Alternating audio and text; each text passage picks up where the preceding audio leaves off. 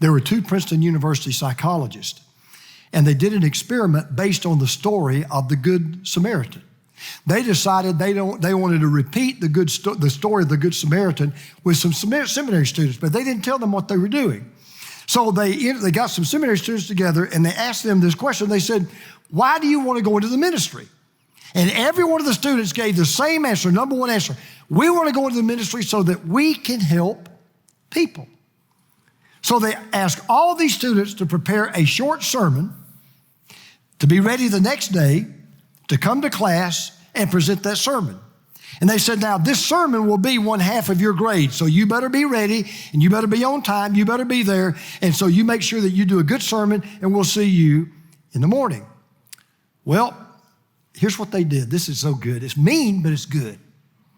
They hired an actor. They put him in an alley that everybody had to go through to play the part of the man who had been beaten and robbed in the story. So they sprayed this guy with bad smelling spray. They dressed him in dirty, smelly clothes. They poured alcohol all over him. He slumped over. He's groaning. He's moaning loud enough for everybody to hear.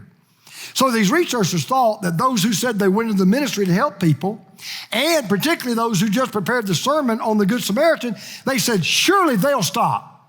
They will help this guy. But that wasn't the case. In fact, let me tell you what else they did. They were really mean.